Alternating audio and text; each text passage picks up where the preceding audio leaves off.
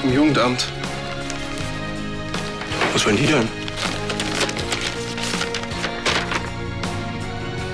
Was steht denn da drin? Lillys Vater will Kontakt zu ihr. Du bist schwanger?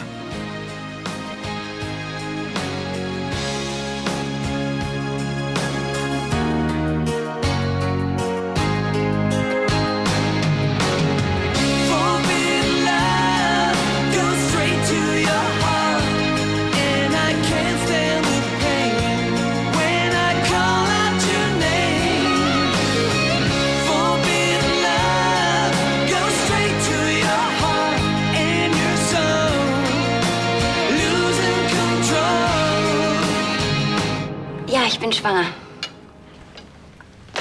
Das heißt, wir bekommen ein Baby? Das ist ja großartig. Ich liebe dich.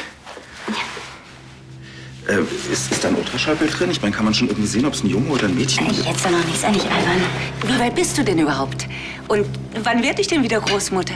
Ich bin in der 8. Woche. Ende 8. Woche. Das kannst du mein Arzt noch nicht so richtig sagen. Ich habe auch noch nichts gesagt, weil in den ersten 3 Monaten kann noch so viel passieren. Ach, Moment mal, aber das ist doch alles in Ordnung, oder? Ja.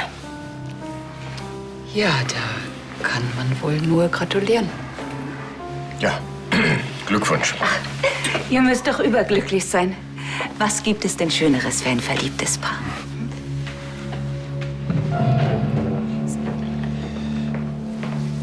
Hey, das ist egal. Okay, dann trotzdem danke für den Tipp. Ciao, Lars. Also, wir können theoretisch von einem Gericht prüfen lassen, ob ein vorbestrafter Einbrecher, der dazu noch illegal in Deutschland ist, überhaupt für Lilly sorgen kann, geschweige denn sollte. Aber erstens folgt das Gericht meistens den Empfehlungen vom Jugendamt. Und zweitens sind wir denen auf alle Fälle weisungsgebunden. Das heißt im Klartext, wenn wir dem Vater keine Fotos schicken und ihm den Zugang zu Lilly nicht Kann uns das Jugendamt jederzeit die Pflegschaft entziehen, ohne Begründung. Deswegen war ich die ganze Zeit gegen eine Pflege. Ja, gegen ein Pflegekind, ich weiß, toll. Du hattest recht, herzlichen Glückwunsch. Das bringt uns jetzt aber auch nicht weiter. Was machen wir denn jetzt? Wir machen Fotos und schicken sie dem Vater. Das willst du einfach so machen? Dein Onkel hat es dir doch gerade erklärt. Wir haben keine Handhabe. Also, es nützt nichts, wenn wir uns aufregen. Wie kannst du denn so ruhig bleiben? Christian, hier geht's nicht um eins deiner Pferde, sondern um Lilly. Dazu sage ich jetzt besser nichts.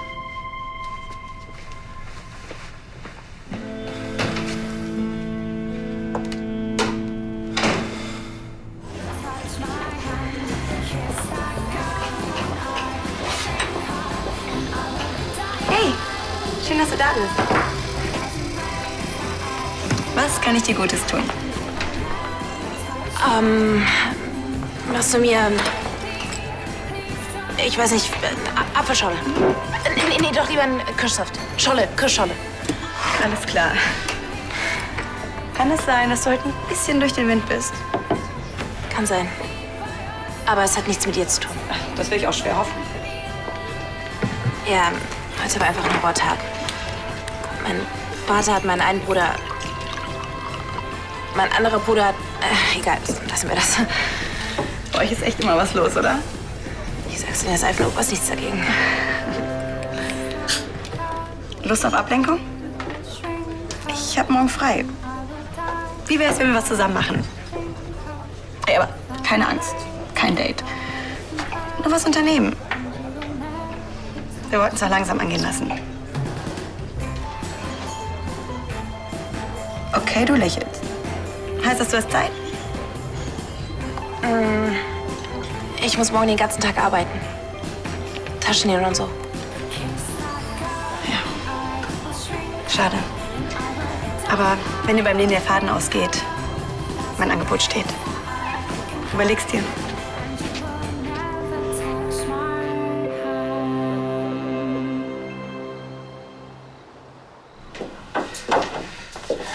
Am besten, du legst erst mal die Füße hoch, okay? Ansgar, bitte, ich bin gesund. Ja, aber es kann doch nicht schaden, wenn du dich ein bisschen schonst. Was hat denn eigentlich der Arzt gesagt? Was eine Ärztin. Dr. Raschke meinte, es ist alles genau so, wie es sein sollte. Sag mal, wann warst du eigentlich bei ihr? Und wieso hast du mich nicht gleich angerufen? Heute Nachmittag. Ich wollte dich überraschen, aber dann sollte ich ja mit nach Königsbrunn. Na schön, dann bist du entschuldigt. Dann seid ihr entschuldigt.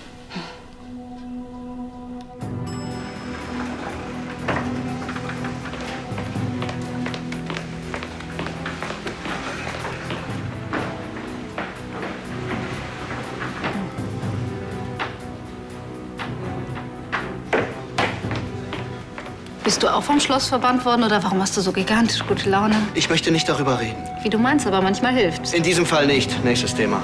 Sag mal, wenn du jetzt in der 8. Woche bist, dann bist du doch schwanger geworden als... Nachdem ich mich endgültig von Sebastian getrennt habe. Ja, dann haben wir das ja in Rekordzeit hingekriegt. Glatter K.O. für deinen Ex, nachdem er sich jahrelang umsonst bemüht hat. Ansgar, das ist nicht witzig. Also schön, vergessen wir Sebastian, okay?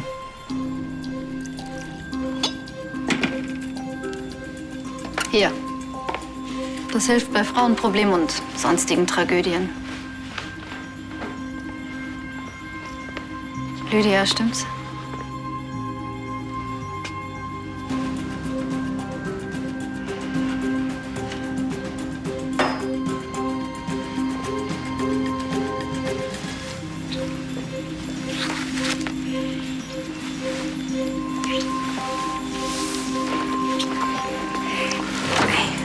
Nicht, dass mir deine Art der Problembewältigung nicht gefällt, aber wir sind nicht allein.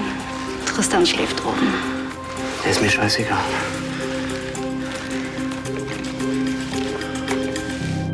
Also jetzt, wo wir eine richtige Familie werden, dann musst du natürlich mit aufs Schloss ziehen. Du weißt ganz genau, dass das keine gute Idee ist. Aber was ist, wenn es irgendwelche Komplikationen gibt? Dann bist du ganz allein in der Wohnung. Hey, wozu gibt es Handys? Außerdem ist in der Stadt viel schneller Hilfe vor Ort als hier draußen. Ja, ich möchte aber bei dir sein. Ja, dann gebe ich dir den Schlüssel. Aber ich ziehe ganz bestimmt nicht zurück aufs Schloss. Ja, also schön, aber heute Nacht bleibst du wenigstens hier, okay? Bitte. Du musst ja meine Tochter kennenlernen. Deine Tochter? Ja, ich bin mir ziemlich sicher, dass das ein Mädchen wird. Hallo, kleine Prinzessin, hier spricht dein Papa.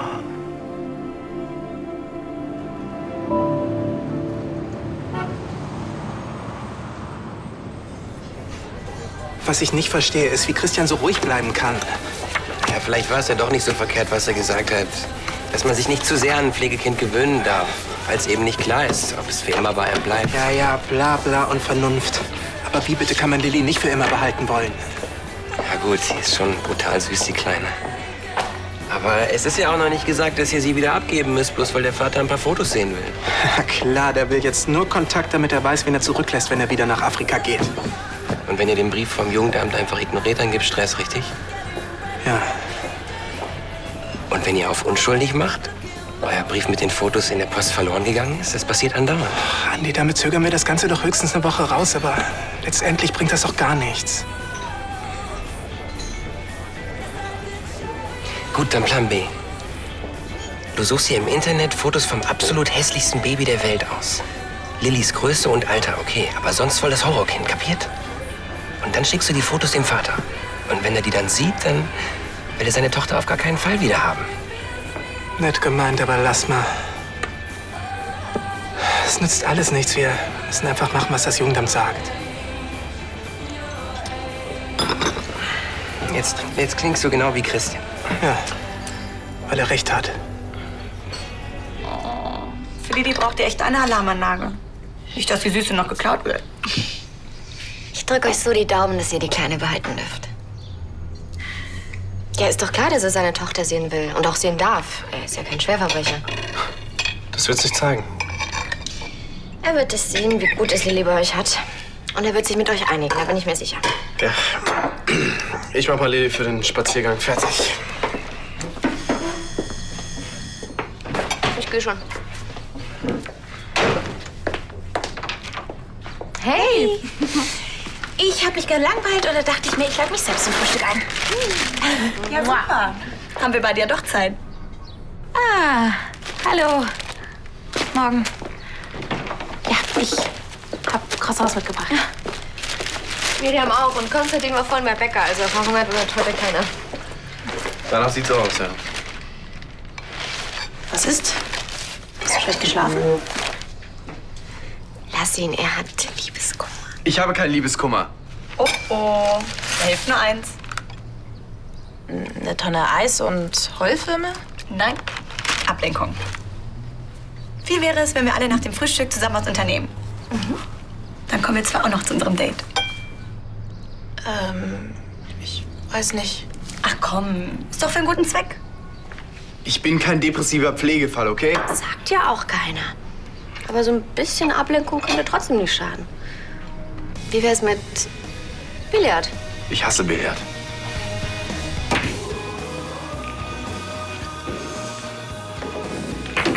Strike. Falsche Sportart. Strike heißt das beim Bowling. Ist doch egal, Hauptsache ich gewinne. Billard ist eh viel besser. Da holt man sich wenigstens keinen Fußpilz bei diesen Mietschuhen. Ja, war doch eine gute Idee, hierher zu kommen. Er hat keinen Liebeskummer mehr. Ich habe keinen Liebeskummer. Vergiss es. Wenn Frauen sich auf was eingeschossen haben, hast du nur eine Möglichkeit. Mitspielen. Los, Andi, jetzt lass dich nicht über den Tisch ziehen. Hau rein. Diesmal siehst du keine Sonne mehr. Vergiss es. Zwei sich streiten. Du scheinst dich aber auch zu amüsieren. Naja, an meiner Technik muss ich noch arbeiten.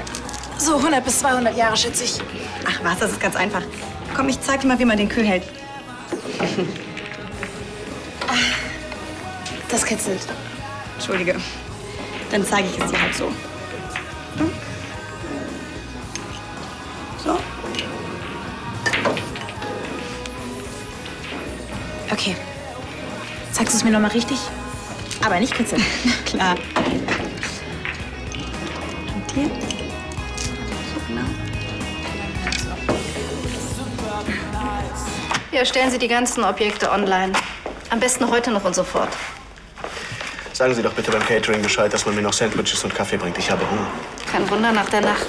Es freut mich, dass ich deine schlechte Laune vertreiben konnte. Oder auch nicht.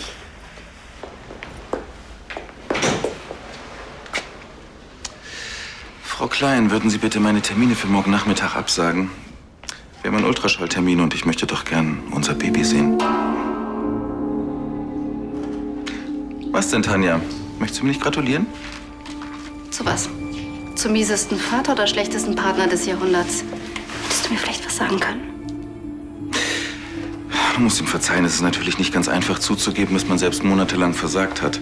Zumal es bei uns mit dem Baby sofort geklappt hat. Ansgar. Lydia, hör doch auf, die besorgte Ex zu spielen. Mir ist es ehrlich gesagt scheißegal, wann und wie oft ihr euch vermehrt. Sebastian, kann ich dich einen Moment sprechen? Sicher. Scheißegal also, ja? Wie lange hat er sich umsonst bemüht? 1 Jahr? 2 Jahre? Ansgar, daran erinnere ich mich noch. Deine Spermien sind ja genauso schnell am Ziel wie du. Weißt du, es ist natürlich was anderes, wenn ich das Bett mit einer Frau teile, statt mit einem... Naja.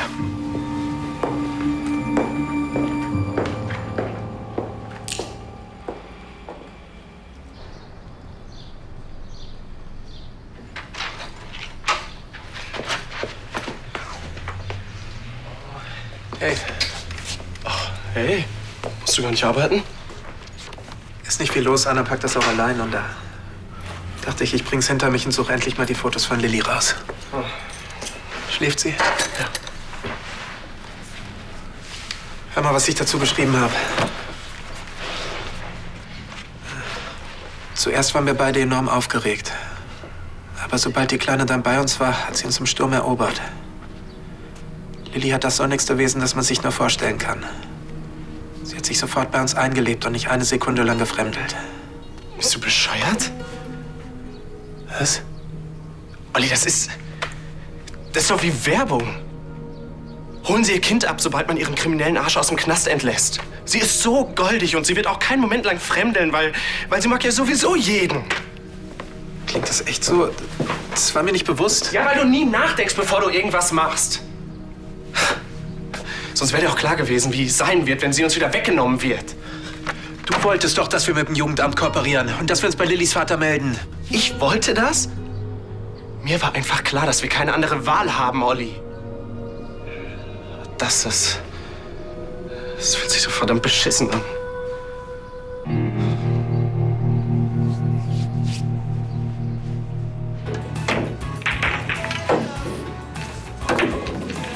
Mann, das ist doch nicht wahr.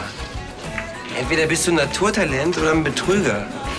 Okay, ich geb's zu, ich habe in London häufiger Snooker gespielt. Snooker? Ist das nicht das mit diesen vielen kleinen Kugeln und diesem Riesentisch? Genau, wenn man das mal einigermaßen hinbekommen hat, dann ist Pool ein absoluter Witz. Sag ich doch. Vortäuschung falscher Tatsachen. Betrug nennt man das. Aber mach ruhig weiter so. Ich kümmere mich dann um die wirklich schönen Dinge des Lebens. Ach komm, das ist gemein. Konstantin hat doch Liebeskummer. Meine Güte, wie oft denn noch? Ich habe keinen Liebeskummer. Ja. Verarscht ihr mich nur? Nee, schon gut. Wir spielen lieber weiter. Rebecca hat gerade eine Glückssträhne. Hey, was heißt hier Glück? Ich bin ein Naturtalent. Zeig's dir. Unten links? Ja, aber das schaffst du nie. Yay! Geil! Was soll denn das?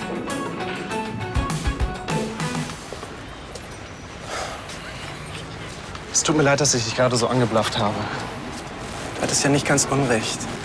Ein schlichtes, hier die gewünschten Fotos mit freundlichen Grüßen hätt's ja auch getan. Ich wünschte, wir bräuchten diesen Brief überhaupt nicht abschicken. Wenn Lillys Vater sie wirklich zurückhaben will, dann... Ich hätte von Anfang an auf dich hören sollen. Es war totaler Schwachsinn, ein Pflegekind aufzunehmen, wenn man weiß, dass man sich irgendwann wieder trennen muss. Komm.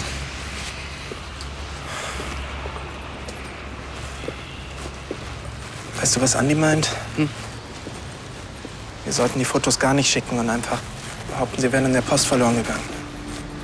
Ich weiß, damit kaufen wir nur Zeit, aber das wäre doch auch schon mal was.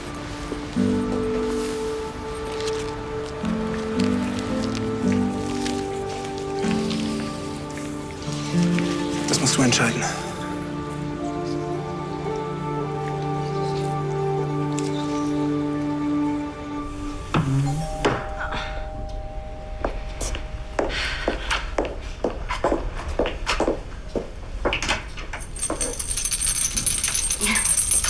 Du brauchst gar nicht so zu lachen. Ich habe gelesen, dass Babys auch im Mutterleib schon Musik wahrnehmen können. Ja, aber doch nicht in der 6. 8. Woche. Da hat so ein Fötus doch gar keine Ohren, sondern Kiemen. Moment mal, meine kleine Prinzessin hat keine Kiemen, sondern die hat süße kleine Öhrchen, blonde Haare und genauso ein süßes Lachen wie seine Mutter. Hey, du glaubst gar nicht, wie sehr ich mich auf unsere Familie freue. Und Hannes freut sich bestimmt auch über sein kleines Geschwisterchen. Ach, du bist wirklich süß. Ja, ich weiß. Und du bist wahnsinnig. Du kannst doch in deinem Zustand nicht Möbel rücken. Der Fernsehtisch hat Rollen. Ja, aber trotzdem. Für das Grobe ist der Papa zuständig. Aber ihr wisst ja, dass ich mich hier völlig nutzlos fühle. Ja gut, dann Couch ans Fenster. Ja.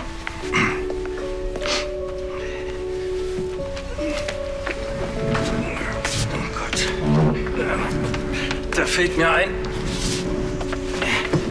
Wir brauchen übrigens dringend noch eine Wiege und so eine Wickelkommode und... Aber Ansgar, wir haben noch 7 Monate Zeit. Ja, aber kann man das nicht so ein bisschen... Ich will nicht mehr so lange warten.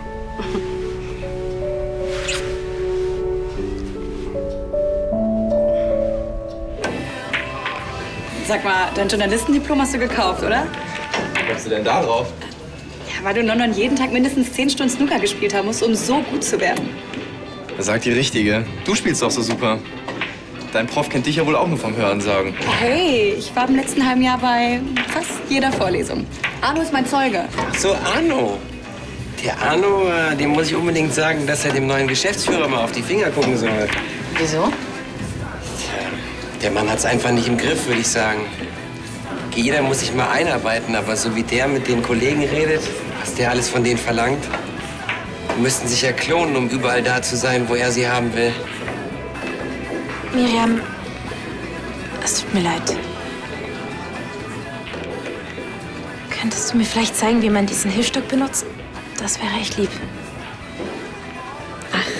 So ein Naturtalent wie du schafft das auch alleine.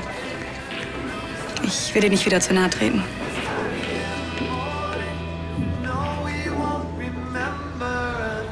Es war richtig, dass du den Brief eingeworfen hast. Es war ja auch total bescheuert zu glauben, dass der Sambo sich einfach nicht mehr meldet. Er ist Lillys Vater. Für ihn ist die Trennung wahrscheinlich noch 1000-mal schlimmer, als sie für uns jemals sein könnte. Obwohl, Nein.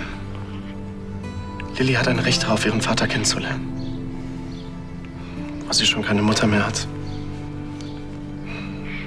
es ist ja auch noch gar nicht gesagt, dass Lilly nicht vielleicht doch bei uns bleiben darf. Genau. Und deshalb genießen wir einfach jede freie Minute, die wir mit ihr haben, okay? Okay.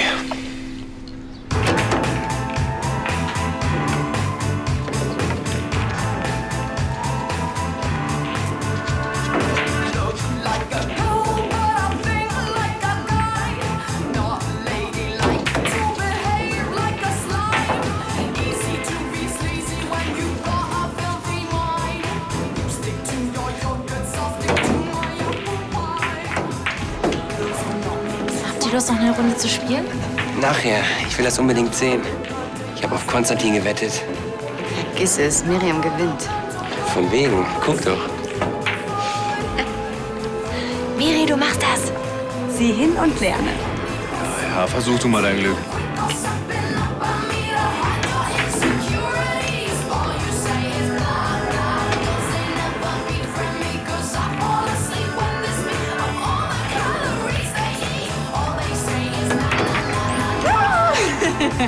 So sieht ein Champion aus. Ja, der war gut, muss ich sagen.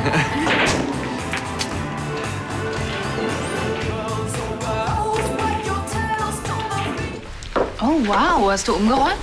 Nee, das war Ansgar. Ich durfte nicht. Er überschlägt sich fast vor Fürsorge. Er kann es überhaupt nicht abwarten, bis wir endlich eine Familie sind. Also, ich weiß ja, dass Ansgar Hannes abgöttisch liebt, aber er und eine idyllische Kleinfamilie? Kannst du dir das wirklich vorstellen? Ansgar hat auch liebevolle Seiten. Er zeigt sie nur selten. Ja, genau wie Kim Il-jung. Ein wahrer Schatz. Ich weiß, dass Ansgar kein Engel ist, aber ich bin mir sicher, dass er ein ganz wundervoller Vater wird. Und was ist mit Sebastian?